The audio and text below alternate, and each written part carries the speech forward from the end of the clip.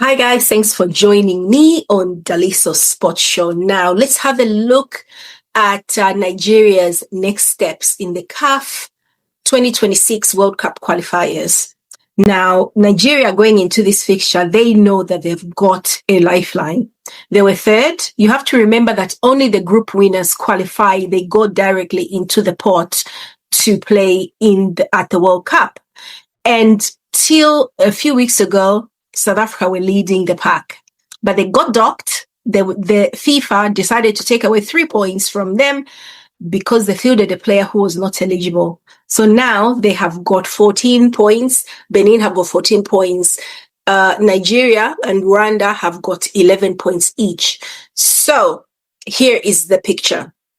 Now, high stakes, this format is one of those really like the minute you miss out, you are having to think if you come second, you're going to have to go through this complicated runners-up route where you go into a playoff system, where you go now into another conference league before you get a chance. Only 4 teams from the second place teams around the world are going to make it into that feather pot.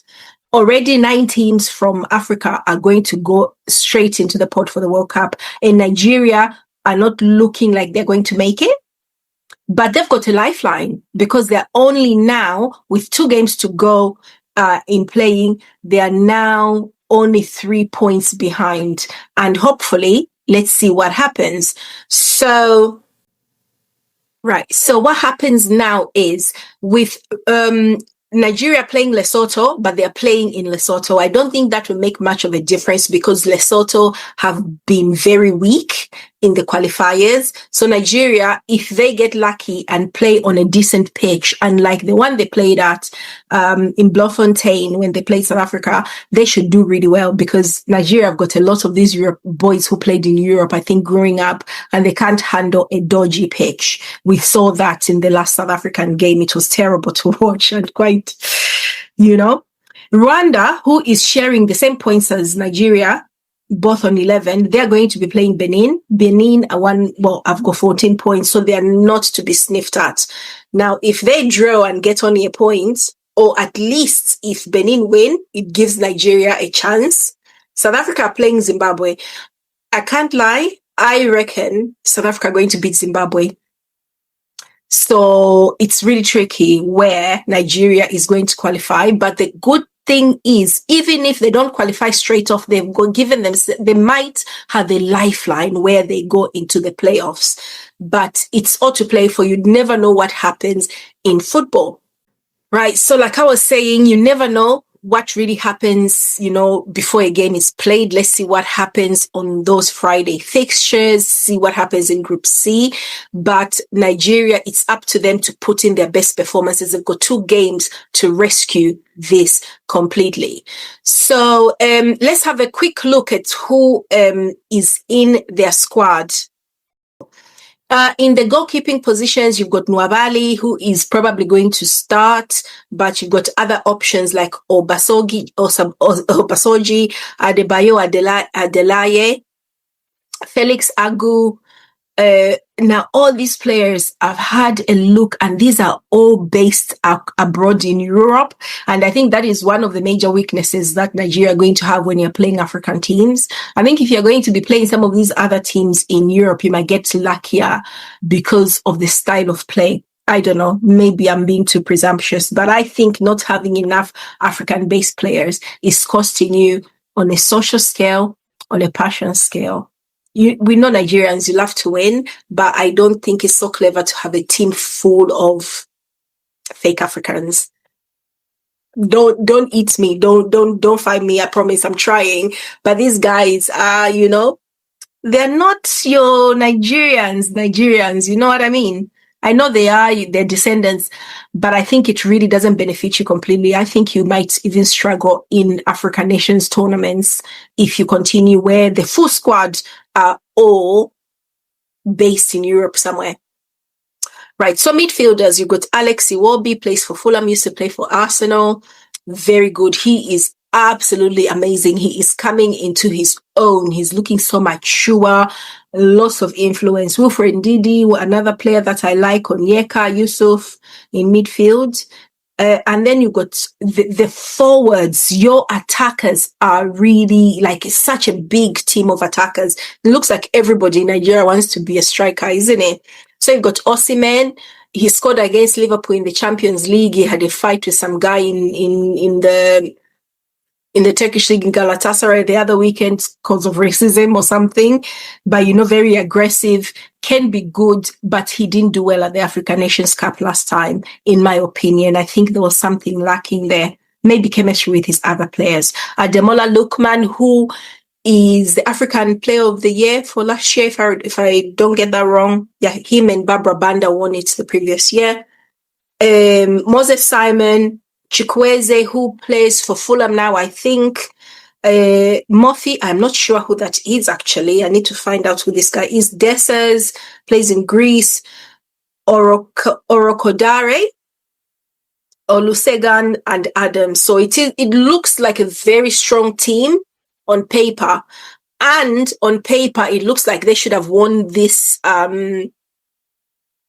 group, but they struggled. South Africa have got a better handle on this group, and I've got a feeling that they might win the group unless something else happens. But of course, like I keep saying, Nigeria can only do what they can do. If they go and win the next 2 games, then it's out of their hands. But they should do that anticipating that there could be something else in the background. South Africa lose one or they lose both of their matches, and then they can proceed directly.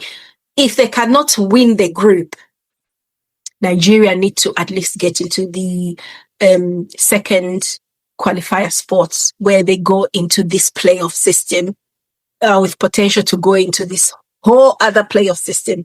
I think I explained in one of my other videos how these African nations are going to be qualifying, how the qualifying is working for the World Cup. The first 9 teams in every group, the winners of every group, there are 9 groups in Africa, they're going to go straight into the pot. And then the runners-up are going to have a runners-up tournament. And it's going to be madness. I think those will be certainly more interesting than these round robin games, in my opinion. So yeah, something to look forward to. In my opinion, I think Nigeria should be beating Lesotho very easily. At least 3. I can see 3 goals very easily. I can see you will be dictating the game. I know Ola Aina, your left back. Yeah, your left back is injured. You picked up an injury in your last game, I think against South Africa, if I'm not wrong, and he's had knee surgery. So that is a big blow for you. That is a big blow for Nottingham Forest as well. But the surgery was apparently very successful. So I can only hope that he comes back very soon, because I like watching him. He's got such a great personality, doesn't he? He doesn't take himself too seriously. And when you're watching his interviews, you can tell that this person loves people. He loves football. And yeah, I wish him all the best. And hopefully we can see him pretty soon playing for Nigeria as well as Nottingham Forest. Please let me know, what do you think is going to happen in your journey for the World Cup, rather. I keep saying African Nations Cup, sorry. What do you think is going to happen with Nigeria? What happens if you miss out? I don't really want to preempt it. You do have a lifeline. You can only pray that something comes off this lifeline that you get, but South Africa are not going to be waiting for you to get lucky. They're going to be trying to win their next 2 matches and making sure that they adhere to all the FIFA rules. I don't think they're going to be docked any more points. By the way, I don't agree with docking points for ineligible players unless you get a player from like Mars. If he's human, has got blood running, you should be able to just correct the registration forms and move on from there. So they really shouldn't have been docked points, in my opinion. I think it's too punitive. But then again, paperwork is also important when you're dealing with organizations. So that is their bad. If they end up paying for it, they can only have themselves to blame. But still, on a human level, you really need to be qualifying to tournaments on merit. And there's nothing that makes the guy who was disqualified non-meritable apart from the fact that somebody forgot to register them with FIFA. So that is the case. But yeah, let me know what you think about Nigeria's journey in Group C, who you think is going to qualify. And if Nigeria end up in the playoff spot, what do you think is going to happen? I'm really looking forward to seeing what happens in the playoff spots across here and everywhere else. Let me know. Thanks for joining me. Let's catch up in the comments and look out for my other commentary on the games that are happening in the other groups in this round of qualifiers. Right. Thank you so much, you guys. And I'll be talking to you very soon. Bye-bye.